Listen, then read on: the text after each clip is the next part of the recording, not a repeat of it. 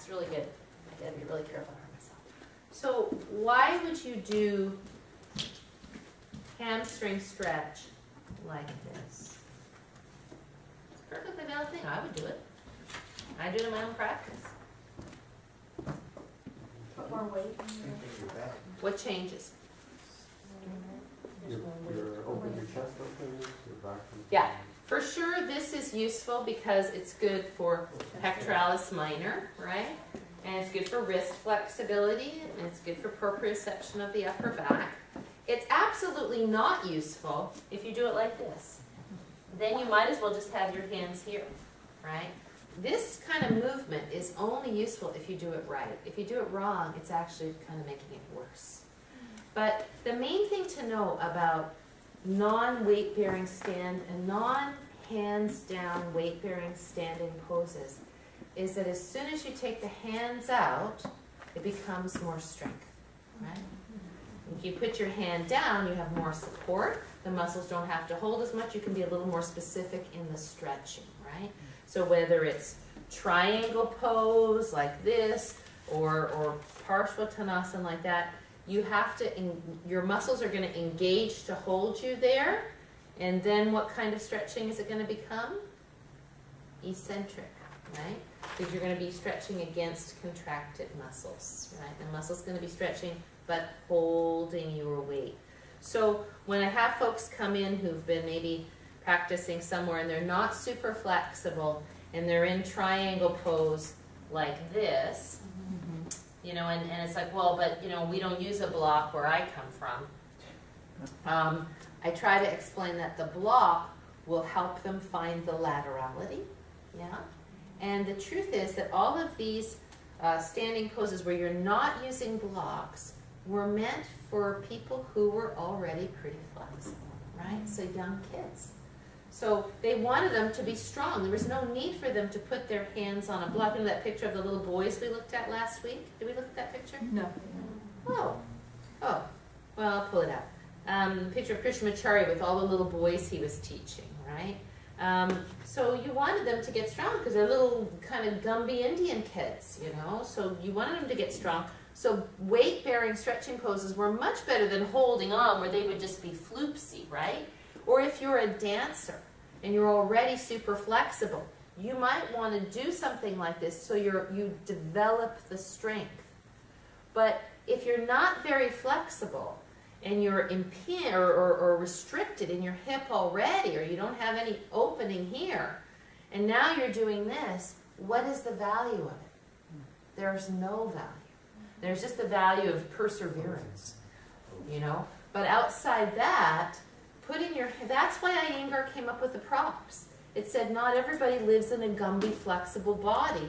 So let's put a prop there so that the person can get into the position that a flexible body would get into, and then they can develop their range of motion and develop their strength over time. Does that make sense? Yeah?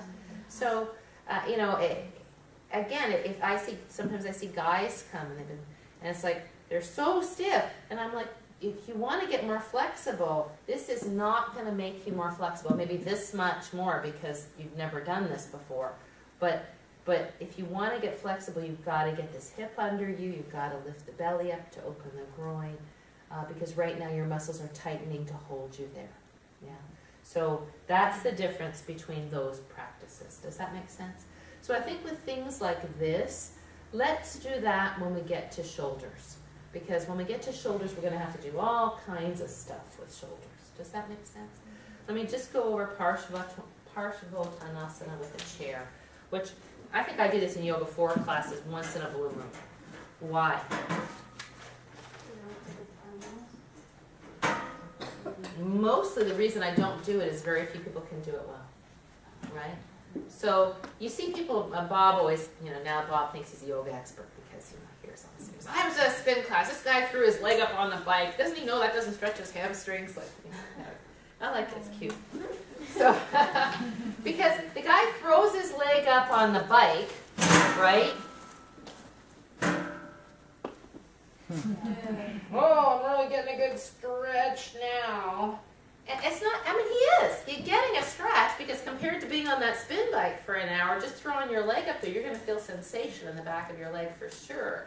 But everything else is contorted. The sit bone is turned under, so he's just pulling on the ends of the muscle, right? He's not getting any movement in the muscle. It's just a static stretch of a contracted muscle. And when you take a static stretch of a contracted muscle, where does the force go? At the ends, right? So if you're going to put your leg up on something, sometimes when I go for a hill walk or something, I'll put my leg up on a low wall if I see one, or especially if there's lots of places where there's poison oak and you want to put your hands down anywhere, putting your leg up on something's fine. But keeping the pelvis square and finding this pose in a way that makes sense, even if I bend this knee, requires a certain level of flexibility already, right? So, like doing this, if you can do this on a chair, you could probably do it on the floor, right? You put Andy on a chair like this, and he's got 2 high blocks, and he's pretty flexible compared to how he used to be, right? But still just not the optimum stretch for him. And so, like, I kind of think about how are you going to use your time, you know? We have a lot of things to do, and to me this just becomes a novelty act. You know, it's interesting. But then again, if you're so flexible you can already do this really well, you should probably be working on strengthening rather than more stretching. Yeah. So it's not my favorite, but I just wanted to explain that. Yeah? Is there another word you can use besides props? To my prior class, the teacher did not like props. It was a lot of years ago. And to ego, and maybe testosterone as well, but we'll combine them. Using props sounds like you're using a crutch.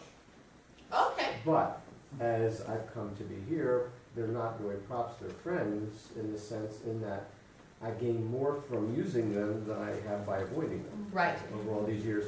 And even the last bit that you explained about how the belly of the muscle stretches further by using them for myself. So, well, why wouldn't you use them? That's crazy. Yeah. I think it goes to the culture too. Yeah, there's something connotated in the word prop that sounds like you're using a wheelchair or something. And yeah, you could just say use your blocks or your cylinders. Yeah. You know, use whatever. I mean, the word So prop maybe is for it props you up. And so, like, often you'll hear me say, let's put our blocks up front to practice stepping forward. The blocks are arm extenders, right? You could probably do it with your hands there, but it would be harder to keep your spine long.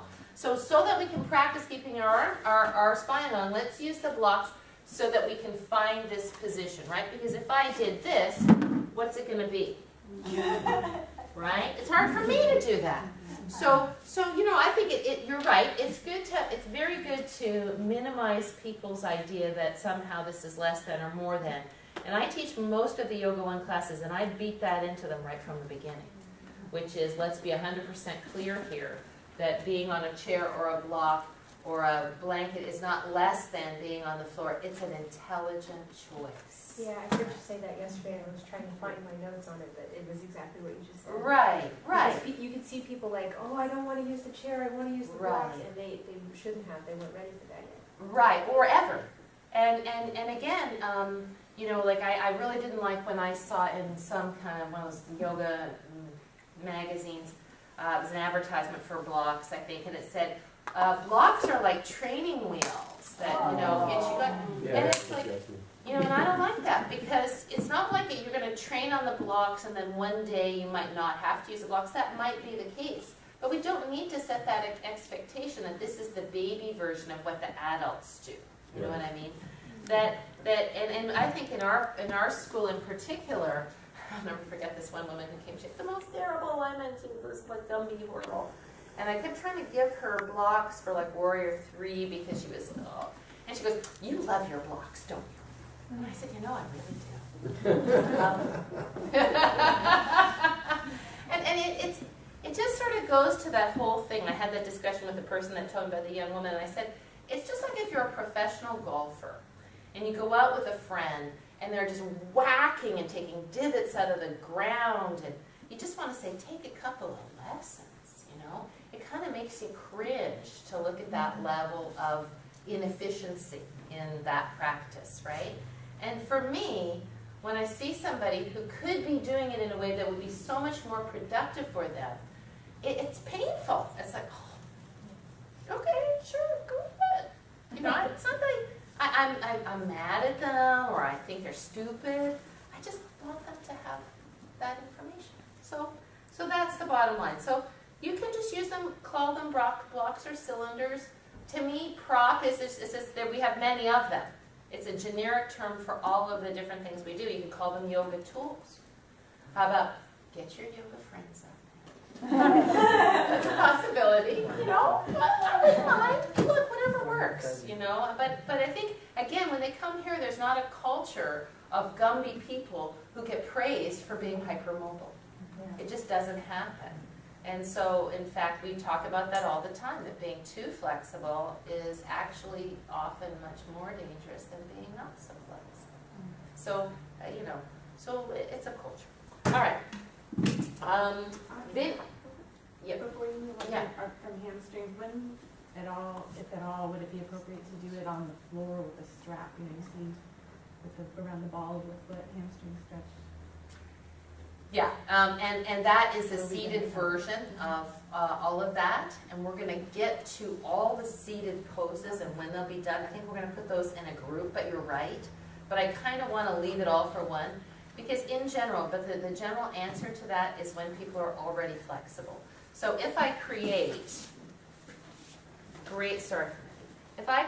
greater stability using a hold, is this about stretching my hamstrings more? What is the reason I'm holding my feet here? To extend your back. Right. Mm-hmm. It's to give me some pull so that I can do this. And when I extend my spine more, will it help my hamstrings? Yes, as opposed to this. But seeing people with straps going like this is just biomechanically dumb.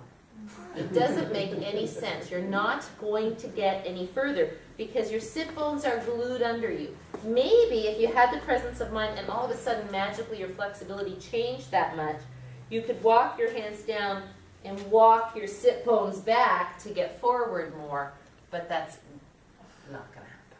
You know, this is just old-fashioned thinking.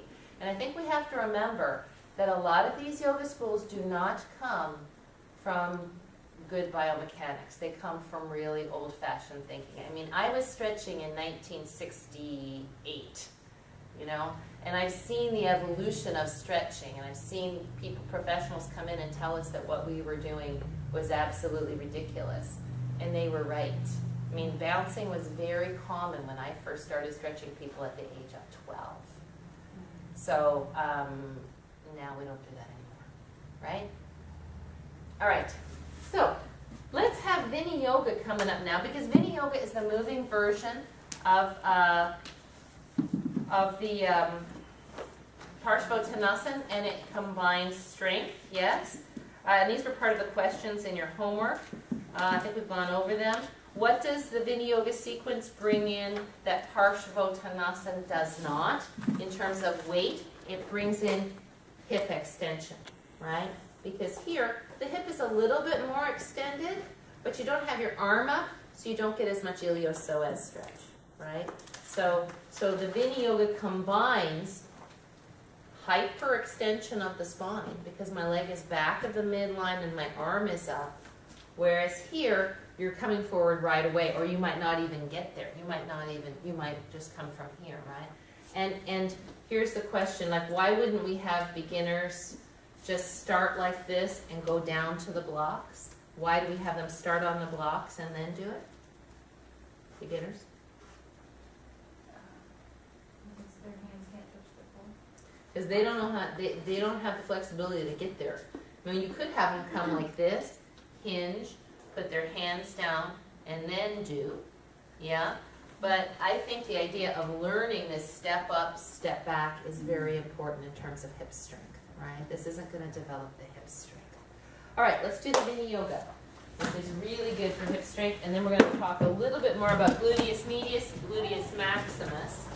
And Annie is going to do, right? So we're going to stand up, and Annie's going to teach a level 2 version of the Vinyasa sequence. Did you get the thing I sent you with the wording for Vinyasa? Yeah. Yeah, cool. I can't do that for everything or I will have no life. So, I already have no life. All right, let me just get my pen so I can make some. Warm up a little bit. You want to move that mat, or are you? Sure. All right. Please come to Tadasana. Thumbs forward. Inhale, bend your knees. Exhale, the right foot back. Making sure you have feelings of traffic and your feet are both facing forward. Hands on your sacrum. And inhale, take your right arm up. Exhale, hinge at the hips. Halfway. Inhale here. Exhale. Drop your head. Hang your head. Inhale here. Exhale here. Inhale, reach your arm, keeping your back in extension. And exhale, turn your head to the left. And hand back on your sacrum again. Inhale, arm up. Exhale, back in extension. Pull that sit bone back. Exhale, waterfall the spine. On your next inhale, reach with your strong foot, which is your left foot, and exhale, releasing the shoulder.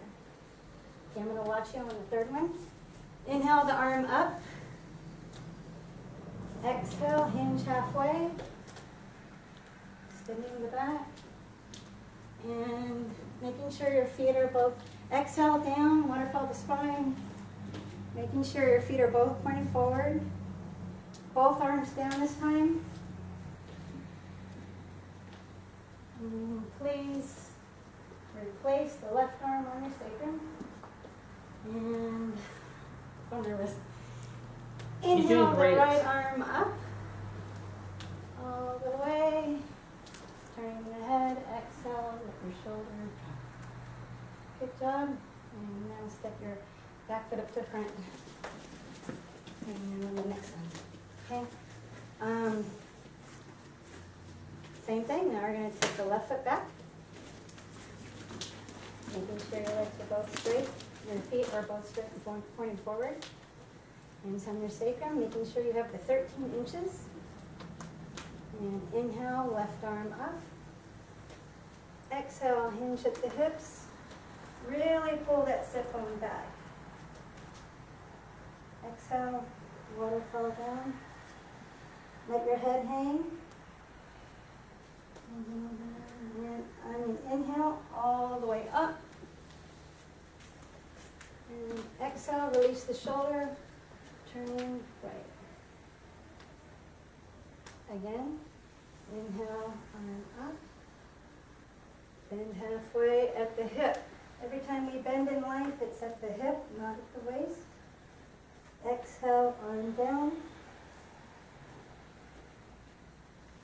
On your own inhale, reach up. Exhale, turn your head. Okay, I'm going to watch you again on the last one. Inhale, arm up. Exhale, halfway. Inhale here. Exhale, waterfall the spine. Really hang that head. Both arms down. Okay, replace the right hand on the sacrum, please. And really reach that arm. Push with the strong leg up. And your back foot up to, release your shoulder. Back foot up to front. Good job.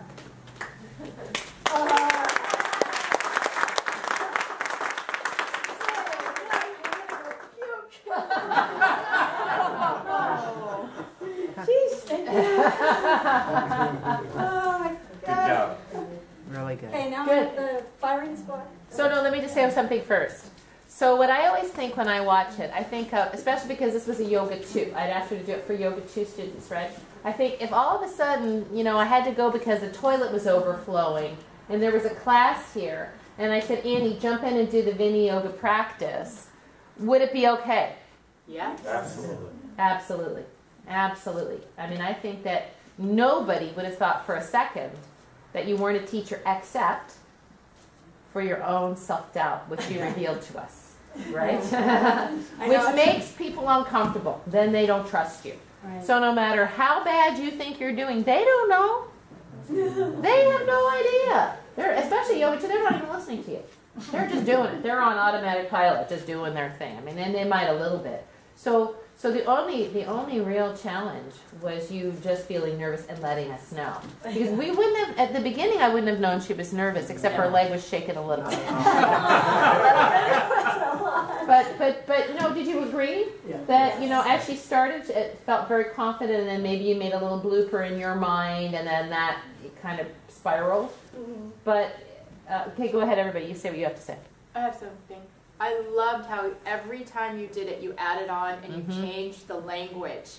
And that allows us to not like keep thinking about too much, because each time you just added in something and you did it really gently, I thought, and very naturally.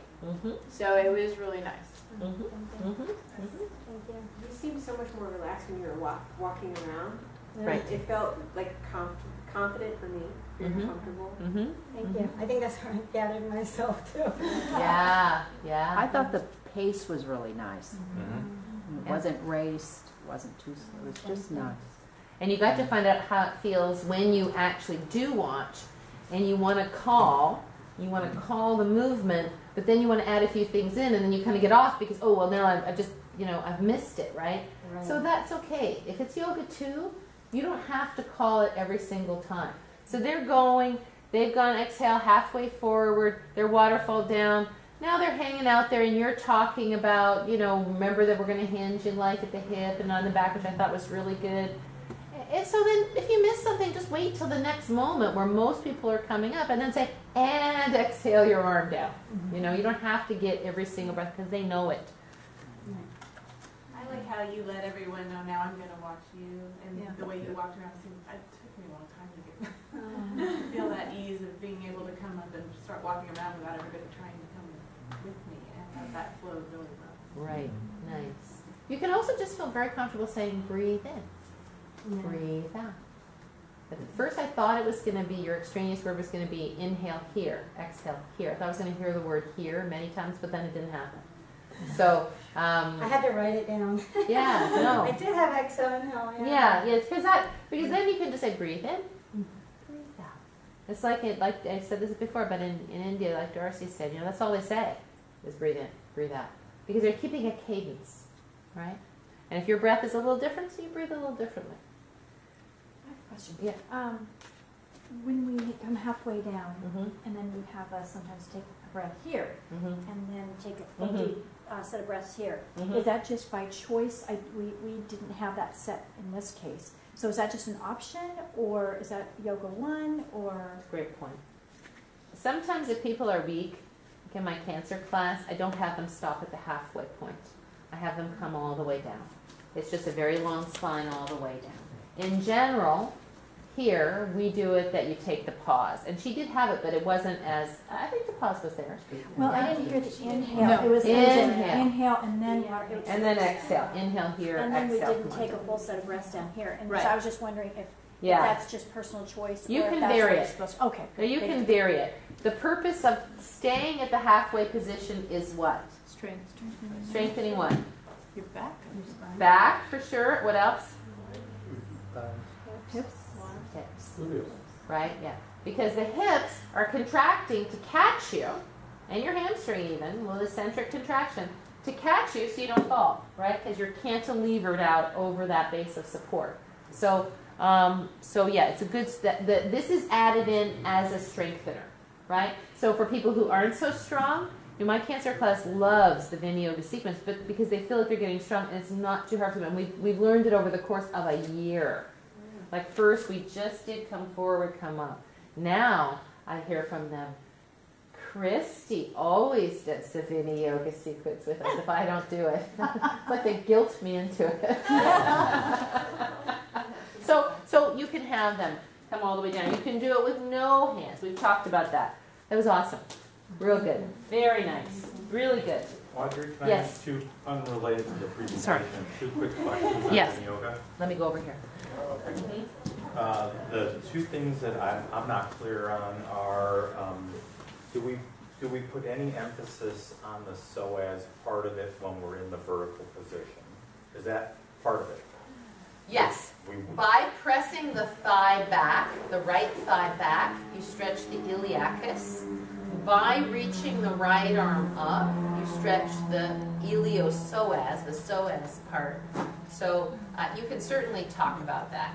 In the beginning, you're going to get, that's not your prime concern. It's going to get stretched just by the position. Got it. But say you were teaching a lesson and you were talking, you say, today we're going to talk about psoas. We're going to look at the psoas in different positions. You might show the picture back there. Say, okay, so here we are.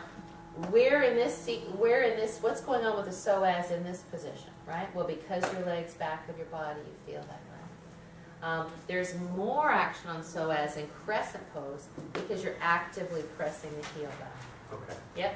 Anything else? The other one was, I've heard a variety of things when we're coming up. Mm-hmm. I'm trying to understand what I'm doing with each foot. You know, I hear Okay. press hard into the back. I hear use the strength of the front. I'm not sure exactly. Right. Yeah. And it can vary. You know, again, it goes to group. So even though you know that when you come up, it's actually the back body pulling you up, not the front body pushing you up, right? For beginners, it's kind of simple and easy to say, feel your strong front leg help push you up, right?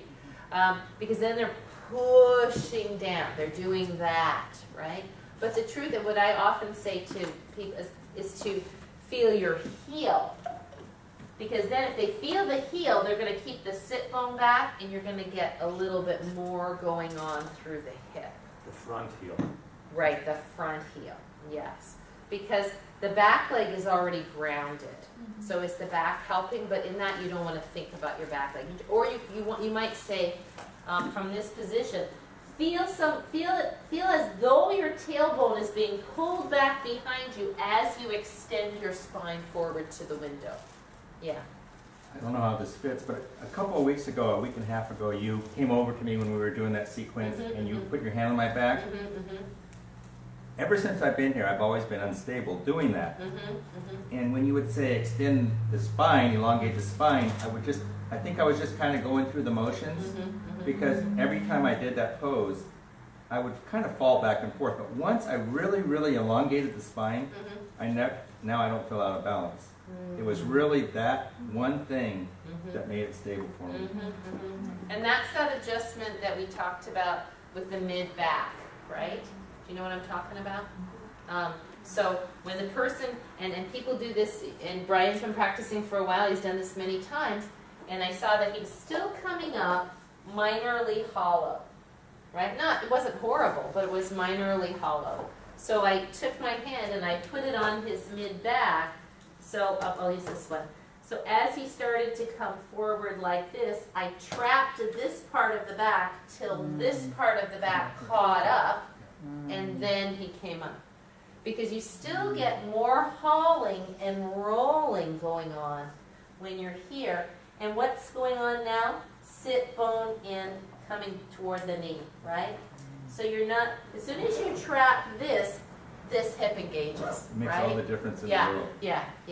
So, first you demonstrate it, then say, and you sort of say, zip your zipper, pull the chest forward, and then you say, you'll see I'll stop the class and I'll say, so that was really good, except for I'm still seeing some spines coming up around. Don't forget, sweep your arm forward like a speed skater, zip your zipper. And then if all that fails, because usually it's just for one person, but often it's for more than that, then you can go over and just very gently. And sometimes if it's somebody that's kind of weak and unstable, if you just put your hand there on their back as they start to come up, they'll fall over. So Annie, can you do it real quick? Thanks, appreciate it. And just do this way if you don't mind. Yeah. So, and pretend you're coming up hollow. So just put your hand down if you love. Are you okay there? Head hang. And just put this foot a little bit more over. Did you notice when you're watching classes these kinds of adjustments? Yes. Yeah? So touching the foot, tapping, right? Okay. So put your left hand on your sacrum. Start to come up hollow. So if I thought she was really unstable, I would do this. Go ahead. I probably would have got her a little bit sooner. Sorry, pull those in. Can you go a little bit lower? So, okay, she's coming up, and start to hollow a bit more up, right there, because that's the line. Then you can pull with this, right? But I'm right here. If she starts to go, I got her. You know, she's not going to go over, you know. And then I'll often just come over and do this, and just encourage that, because I'm there. Might as well. Thank you so much. So, okay, good. Great. Okay, let's move on.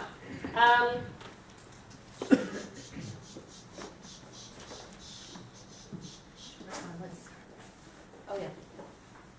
While you're grabbing that, just to Oh, confirm, we're going to talk about the gluteus medius maximus here.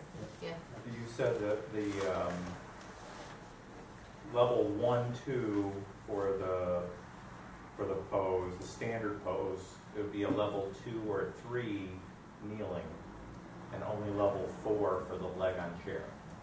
Did I get that right? Correct. Yeah. Okay. Yeah, I would say that's true. Because sometimes, like on a Thursday night with that level 4, I'll try things. I'll say, let's put our legs, and there are some things on chairs that I will do with Yoga 3 students and sometimes Yoga 2 students, but those are lateral poses, and we'll get to that. So yeah, that's kind of where I would go with that. Gluteus medius maximus, IT band in 4 corners of the foot in video. I put this on here. As I put, once we get to standing on one leg poses, these kinds of poses, that becomes even more important. But it's really important to note in the Vinaya Yoga sequence that, and we're spending a lot of time on this because it's one of the cornerstone things that we do, and I think it's really, really valuable. And if you know Tom Ford, who comes, and he came because he was having knee problems and problems because of an outside knee IT band issues. He's a runner, right? Iliotibial band syndrome. And what did his ortho say, and what did the chiropractor say? You got to strengthen your outer hips. You got to strengthen your outer hips, right? So now he's like a convert, and he's like, oh, I had no idea that yoga would actually be strengthening. So let's just talk about the function of gluteus maximus. Gluteus maximus, you can look at your picture, why not? Because I actually put these in your homework and then I don't do it. Again, we are not going to go into this in the most massive detail there is. It's on page 66, I think. 64. Okay, let's see. Let me get rid of that. 66? 64 and 65. You get the big glute there, right? Okay. So, and you can, and I think it's useful for you to read all this and consider how it works, right? But for me to go over every detail of gluteus maximus, let's make this a 5-year teacher training. So if I stand in ballet first position, you see my butt kind of round right here, right? Watch that change.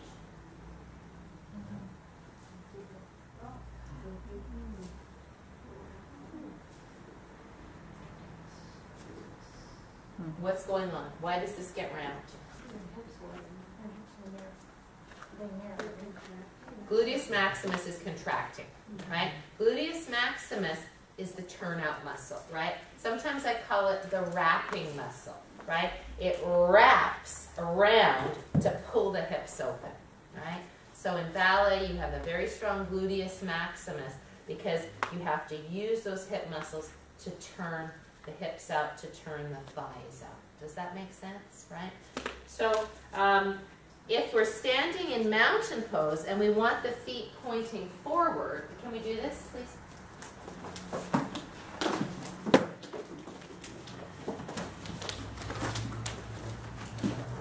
So we want the feet pointing forward in mountain pose, right? Well, let's try this. So just for fun, and this is what I call putting a credit card between your buttock cheeks, right? Or a quarter between your buttock cheeks, because this is what we call butt clenching, right? So if you put a credit card between your buttock cheeks and you clench it, which way do your thigh bones go? Forward and out, right? So if someone is, they say, tighten your glutes, right? And you do this here, you're putting compression on your SI joints, you're throwing your spine forward, and you're throwing your pelvis into a posterior tilt, usually. Does that make sense? Mm-hmm. So in mountain pose, that idea of clenching the glutes, not such a good idea, right? Now, if I pick up, and this will go to standing poses when we get there, if you shift to your right leg, just take hands down, and you pick up your left foot, and you contract your right glute as though you had a credit card there, is that useful or not useful? It is useful. Yes. No, just like this, right? Because what will tend to happen when we shift our weight to one leg is that gluteus medius is not really strong enough to maintain the knees and the thigh bones, the knees being the effect of the thigh bones, straight ahead. So a lot of people, when they shift, this knee will kind of come in, and so this hip will come forward, and then we start getting rotation, and you see a lot of triangle or tree poses like that, right? So by contracting the glute, you give some stability to the thigh bone, which is going to want to fall forward a little bit on one leg. And also, what do you do here? You stabilize so that you can lift up here, because what's the common error is to do this. Mm-hmm. So if you contract the glute here, then you have that beautiful opportunity to create stability in the front body. That doesn't mean have your hip forward and clench it under. So gluteus maximus is good for that. It's also good for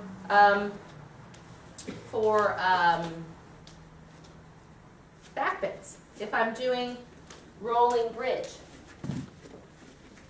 the gluteus maximus contracts as I lift my hips, but not, it has to be, if I really contracted it, I'd be like this, right? External rotation. So it's really just the distal fibers of the gluteus maximus here, because I'm planting all four corners of my feet and engaging my gluteus medius by doing that. We'll go to gluteus medius in a second. So we have to be careful, because a lot of people in back bends will clench their butts and throw their legs out to the side, and then it becomes the same problem as in Tadasana. Does that make sense? Mm-hmm. So now we're getting that force on the SI joints, and it's like you're trying to shove your sacrum up between that. So that's not so useful, right? Okay, so now let's talk about gluteus medius. Gluteus medius is the stabilizer, and I'm just glad they have this in the book. And what it does is it prevents your weight when you're walking from falling into the non-weight bearing hip. So if you think about like somebody looking at your gait, which is how your legs move, right? There are a lot of people that walk, and it's called the Mae West walk, right? So as the weight comes off the leg, as it comes onto this leg, it shifts out. Or as I step here, it shifts like this, right? Now I've got my weight here, and the hips shift from side to side. And what that shift is actually the knee coming in. The knee coming in. And that's where people get problems with their IT band, they get problems with their patella, they get problems with all kinds of stuff, because the leg does this if they're walking or running with every single step. And so we've talked about this before. You can see it in your students, and one of the reasons that we do this is to notice whether the students are doing this. Mm-hmm. If they're doing this, and you tell them to do this, but you notice, you got people who continue to do this, it means they have weak gluteus medius. And the gluteus medius is beautifully strengthened in yoga. So this is a great thing. So when you're practicing your Vinyasa sequence, let's do this for a sec if you don't mind, apologize. Because gluteus medius abducts the hip but internally rotates the thigh bone. So it creates stability. And you don't even need to, you can go through your book to figure that out, because you have to kind of wrap your mind around it. So, for example, gluteus medius, if I'm in if I'm like this is one of the strengthening exercises they give in physical therapy, and it's okay, it can also cause bursitis if you do it too much. But hey, why not do this? You've got right foot forward, yeah? Let your knee come in. Can you find your gluteus medius on the side of your hip, right? So not in the front, not in the back, on the side of your hip. Now let the knee come in, open the knee up. Do you feel it engage? Knee in, open up, you feel it engage, right? So do you ever hear me say, keep your knee open over the center of your foot? Yeah? Keep your knee open over the center of your foot. It's all gluteus medius. And that's what's so beautiful about yoga, is that it teaches us to use these side hips when really a lot of other things don't. Because where do you get it? Like if you're, in a key muscles group, book they say, it's a functional movement of stepping sideways over a fence. Well, how often do you do that? Right? So since we don't do this very much, these muscles don't get very active. We're not in the fields picking. We're not doing things that maybe people did other times. So strengthening the outside hip is really important. Does that make sense, everybody? Okay, so the other thing to think about is that if you just say, take your knee over the center of your foot, you could do, or open your knee. So that idea of the four corners of the foot is important, right? Because go ahead, open your knee, but let your big toe come up.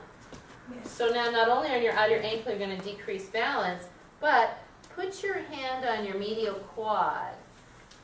Push down into the ball of the foot, open the knee. You'll feel engagement in that medial quad, right? So this center quad is strengthened in yoga tremendously.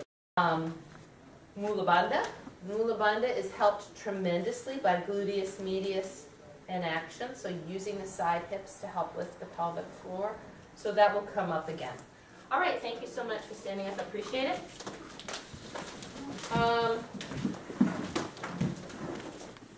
Does this all make sense to you? Okay. We worked on half sun salutation last time. What's the Sanskrit name for sun salutation? Surya Namaskar. Surya, which is sun. Namaskara. You notice that sometimes instead of saying namaste, an Indian person will say namaskar. So it means I salute you, right? Or sometimes they, like the Sanskrit translation, you find the book is obeisance to the sun, which really means that I honor you, right? I obey you. So you can call it Surya Namaskara, that's fine. So we're going to have Karen go over that for her practice teaching. And she's doing it for people who don't have very flexible hamstrings. So we said that, correct? Correct. Right. So we said that you could use a half sun salutation or even a full sun salutation for Yoga 2 students, but it's more in the direction of Yoga 3 and Yoga 4, right? Because you're going to get more juice for your bang for your buck with the Vinyasa sequence. People who are in Yoga 2, who are maybe in their later middle years, they do this. They get some work in their hips, but it's also a lot of work on the spine.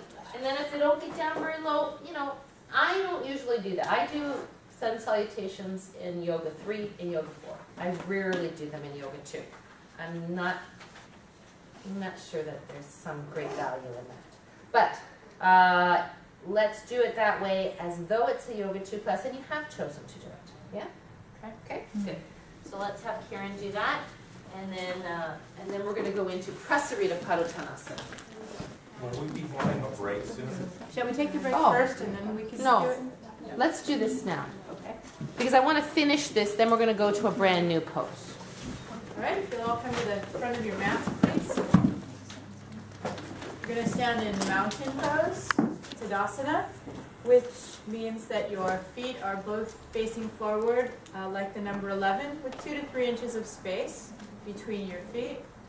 Your body is stacked. Your You don't have your ribs out or your rear end sticking out. Everything is stacked one on top of the other. Head, shoulders, hips, knees. And what we're going to do first, before we start, we're going to put a slight bend in our knees to protect the back of our hamstrings because they're tight. So on an inhale, we're going to float our arms up. And on an exhale, we're going to forward fold at the hips and pause. And our knees are still bent. We're going to inhale, and we're going to waterfall over, put our hands in front of us, knees still bent.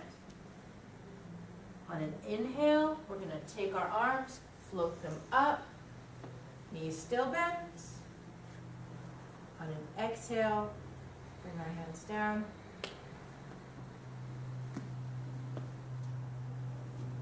Again, inhale, knees slightly bent.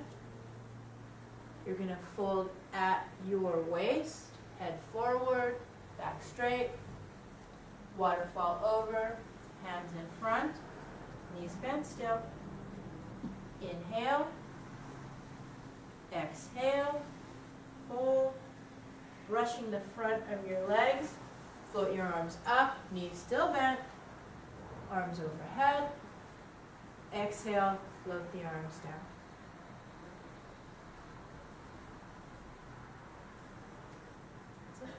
Okay, good. Great. So, the question would be, had they already done it before? Or was this the first time you were doing it with them? I would assume if it was Yoga 2 that they'd have done it before. Okay, because that's If the it way was you taught Yoga it. 1, I would have actually done a lot more talking and I would have used a lot more terminology. I assumed it was a Yoga 2, but they have tight hamstrings. I can do it again with Yoga 1. No, it was good. I liked it. Because that was just my question. It's really just to know what your intention is. If you know that they've done it before, you might do it like that. If you don't know, if this was the first time you're teaching it, you would for sure demonstrate it first. You would show them what the whole thing is going to look like because there's so much going forward that they can't know what to do while they're listening to you, right? So I'm going to just do this one because I kind of want to push it ahead. So the nice thing is that you have such a pleasant way of doing it. So everybody feels loved when you talk because you have a, don't you agree? Yeah. The face is always really pleasant. It's like we're all in this together, you know, and that was great. I think there were some technical details that need to be addressed. Okay. So when we take our arms up above our head, well, first of all, I wouldn't say because our hamstrings are going to tight, we're going to do this. I wouldn't say that because that's describing people and you don't really know. So I would just say we're going to make sure that we hinge at the hips so that we can keep our spine long. And if you wanted to talk about hamstrings, you can say, because for most of us, if we come forward with straight legs, our back is going to round. So in that case, we want to make sure we can hinge at the hips so the spine stays long. We don't want to bend the knees when we take our arms over the head. In Tadasana, the legs are straight. The bend of the knees starts when we come forward, right? Okay. So I'm sorry, I'm going to switch places with you so that this goes on the thing. So the first one did not include the halfway up section, right? Am I correct? No. And then the second one did. Yeah. So then you could see, as if you saw around, people were kind of looking to see, oh, we're supposed to come halfway up now. So that was just, I think you forgot to do it the first time. I did. Okay. So all of this good. Remember, when we begin, we're not going to look up, right? We're just going to look straight ahead. This is going to come now when you already know it. This is an add-on, right? The look up. Because as soon as people look up when they're beginning, they do this, if they're just learning something. So let's keep it straight. Then I love that you said hinge at the hips. We're going to keep the spine long. All of that really good.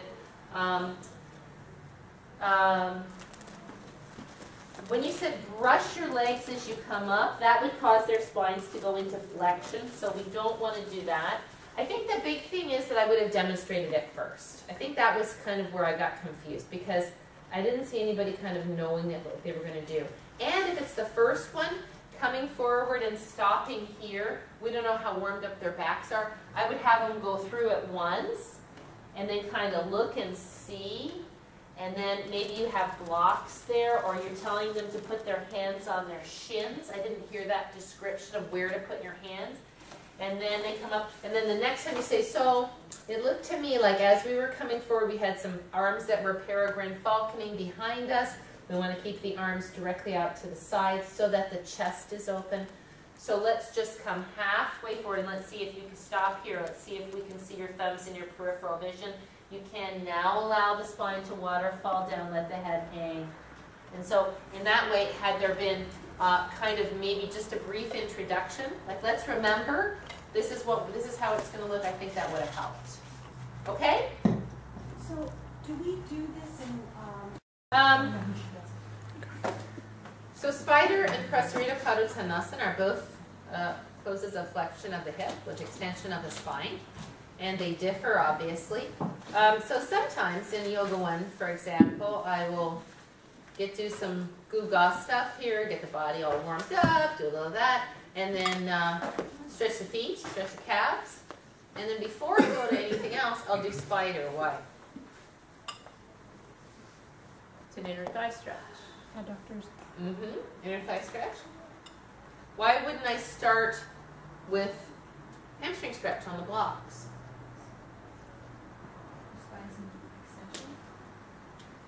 It's easier. Spider is easier. You get your feet wider, you get a little more ease in the pelvic tilt. As soon as you narrow up this stance, you get the restriction, because now remember, the gluteus maximus muscles are wrappers, right? So one of the things that restricts forward bending is gluteus maximus. Because just because we have not strong gluteus maximus doesn't mean that it's not tight. You sit a lot, you don't stretch this area, you don't do much abductor stretching, then this can be tight. So when you go like this, now you're not going to get the wrapping effect. Here, you're going to get the wrapping effect, right? All of this. So all of this is going to be tight and pull forward. If I unload that and sort of kind of circumvent it and go here, I'm going to be able to get them to hinge in a way that keeps their spine relatively long with some level of prop, right? So it might be a chair, it might be a block, it might be the floor. But it's kind of a nice, easy way to get a little baby hamstring stretch, to get them a little bit wider apart, so we start moving this, and to really start to get that idea, because I've probably just talked about keeping your chest of drawers, right?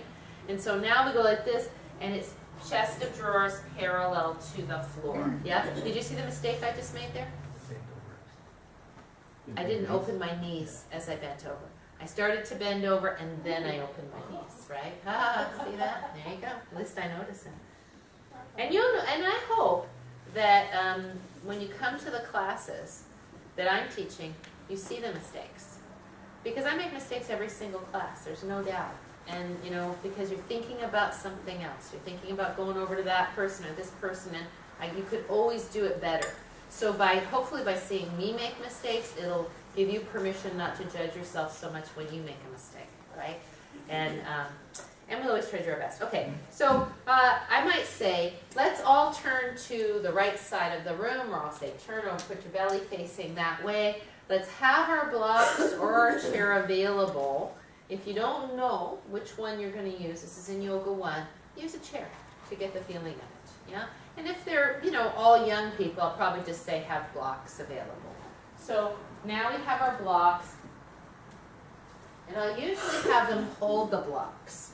And I'll say, let's step our feet very wide apart. I'm not going to do all this stuff because we're just getting organized. And your feet, frankly, in spider don't have to be that way. Then once they get down, because for a lot of people, the first time they come very wide is here. And for me to hammer at them, wider, wider, it's easier once their hands are already down to feel comfortable getting their feet wider. So I'll demonstrate that. Now, so let's hold our blocks. Let's bend our knees and feel your weight come back as you hinge your hips. Just for fun, let's bend your knees forward. That's where you don't want to be. Weight drives into the knees. So just like we talked about standing up. We're going to keep our chest of drawers as we come forward. I might demonstrate. It's all brand new people, never done it before.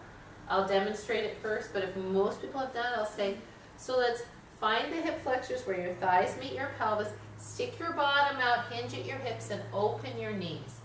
Hands come down to your blocks or your chair. Your back is a tabletop. So from your hips to your head, one long line.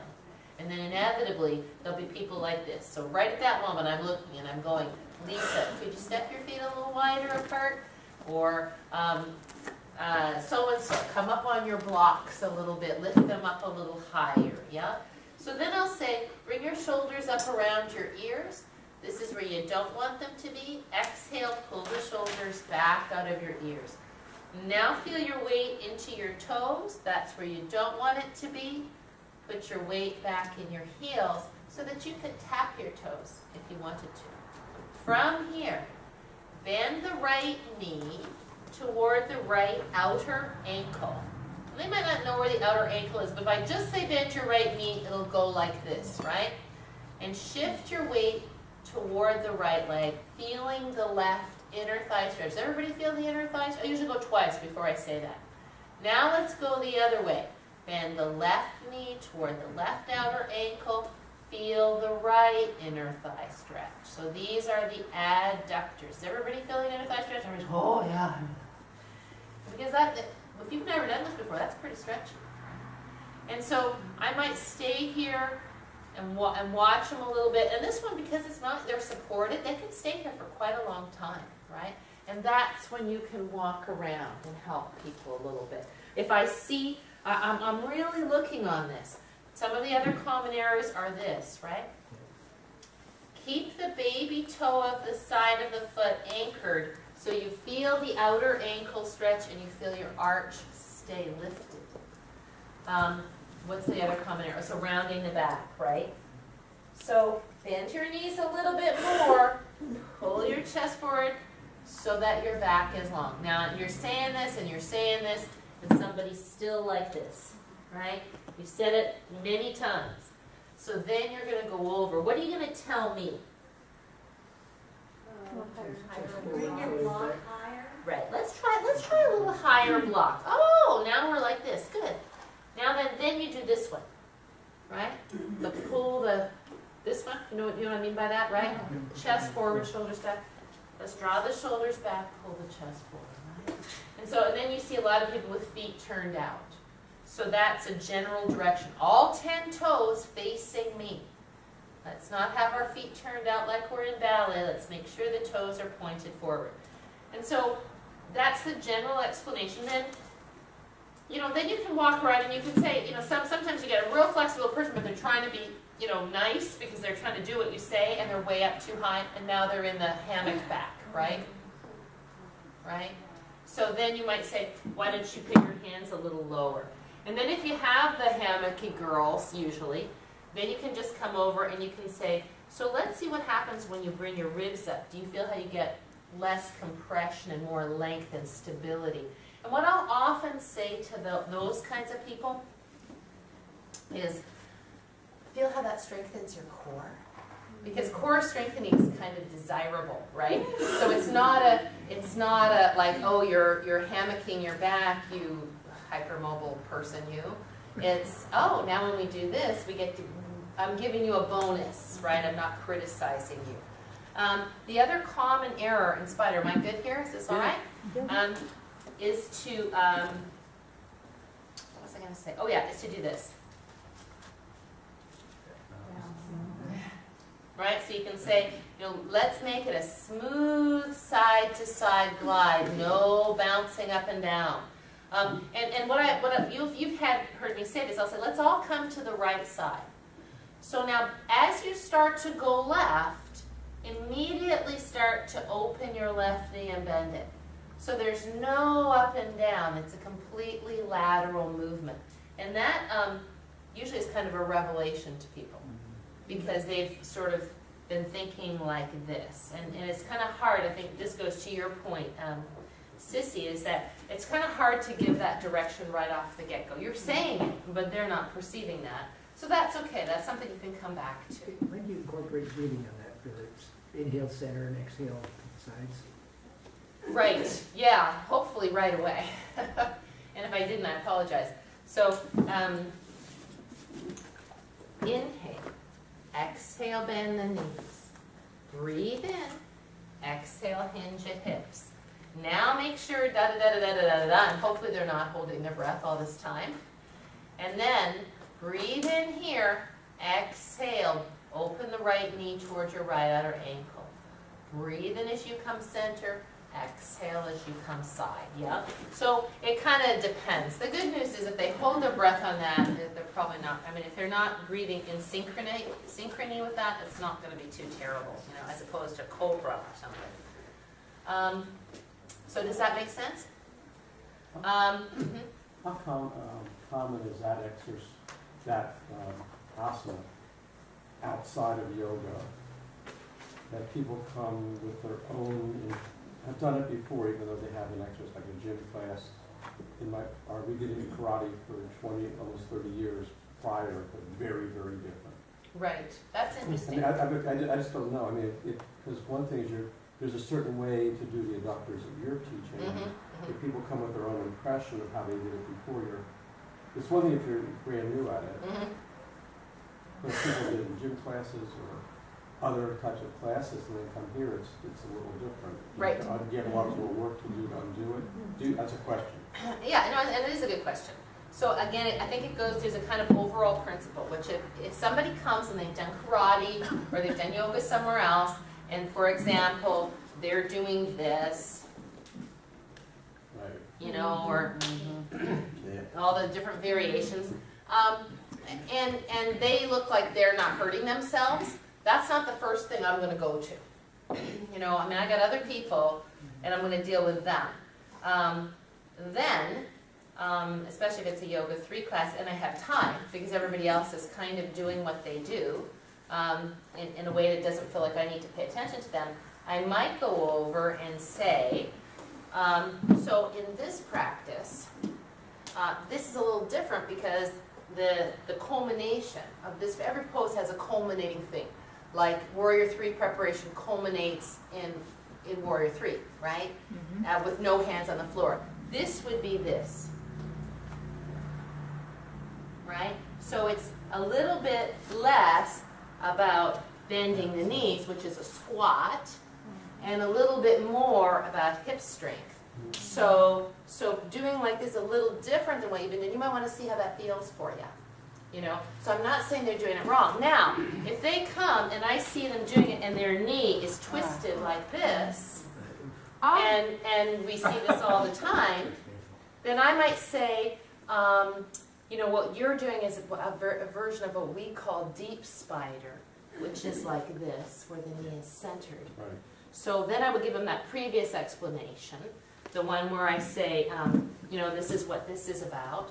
And I would say, on another day, we're going to do deep spider. But let me just tell you that I'm a little bit nervous about this angle of your knee, because it really does put a lot of force out here on the external meniscus, and it puts your knee at risk if your ankle slips. So it doesn't, I mean, knee tracking, there's different, and then there's just biomechanically inefficient, right? And I don't mind different if it's safe.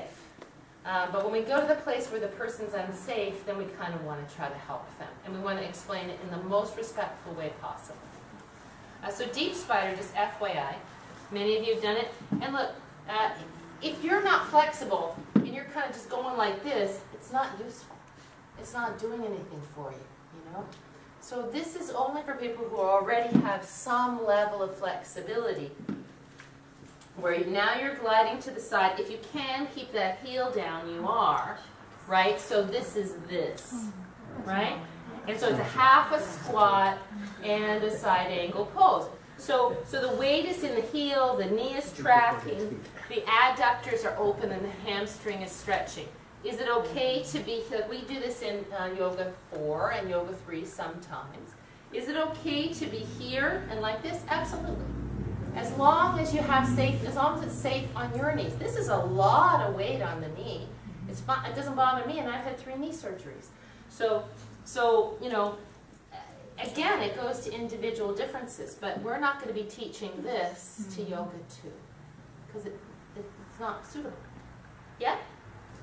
Okay, so, and you know, if you want to learn those kinds of poses, because I don't expect you to be teaching above your pay grade, you know what I mean? If you can't do it yourself, you really can't teach it, because, you know, so then come to those classes and you know, I will help you learn those things over time. So that's spider. Thank you. Yeah, you're welcome. Do we need to teach each other spider? I don't think so right now. I think I'd like to put that as homework and to go over the adjustments. Let me just give you one adjustment, yeah? So, Ryan, would you mind doing spider? Because it's usually often guys, but not always. Just to clarify. So put your hands up on blocks and do your spider this way, if you would. And make it a humpy spider. See, that was pretty nice. What's the one thing you would change for him right there? Oh, now he's humping it more. Okay. Hang your head. Usually the humpers are more here. That's more of the thing, right? So the first thing I'd say is, lift your chest up. Yeah. So then he's there. Oh, now I did too good. Less. So say that's as far as he could go, and usually the shoulders are up. So can you pull your shoulders up around your ears? Yeah. So then it would just be this. Yeah, so shoulders back. Yeah. And then I might be doing this a little bit, or this a little bit. That's the adjustment. One thing I see people do all the time is they're moving their hands back and forth. And I always thought we're supposed to keep our hands centered and just move our body back and forth. Yeah. You know, it goes, some of that goes to where you feel it in your own body. Okay. Like you watch my husband do it, and hello. I was just checking it out. Sorry, you're having a class right now? Yeah. Okay. But